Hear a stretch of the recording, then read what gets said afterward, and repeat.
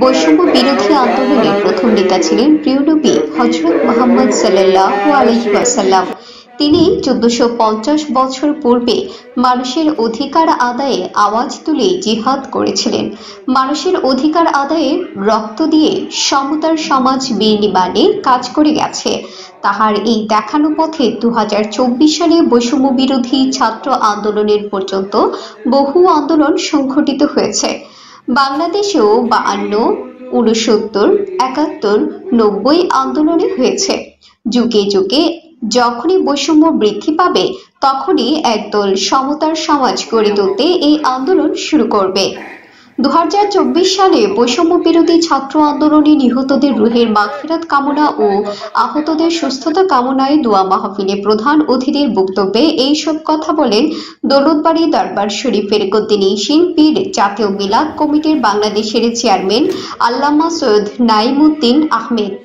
9 August শুক্রবার বিজয়নগর উপজেলার দৌলতবাড়ী দরবার শরীফের মিলাদ ময়দানে বাদ-জুম্মা ইত্তেহাদুল ইসলাম বাংলাদেশের আয়োজনে বৈষম্য বিরোধী ছাত্র আন্দোলনে নিহতের রুহের মাগফিরাত কামনা ও আহতদের সুস্থতা কামনায় দোয়া মাহফিলের আয়োজন করা হয়েছে।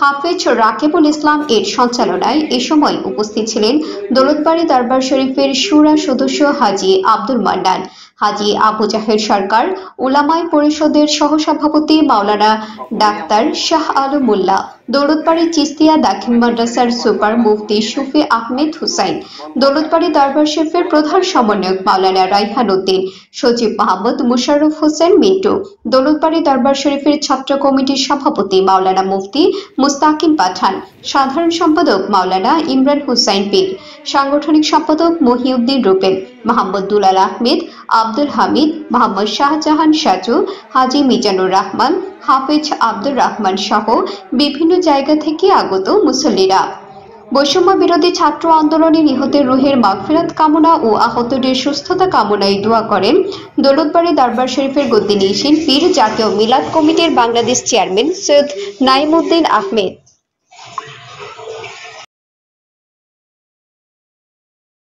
মুসলমান মুর্তেমান অন্ধকার কবর শায়িত আছে।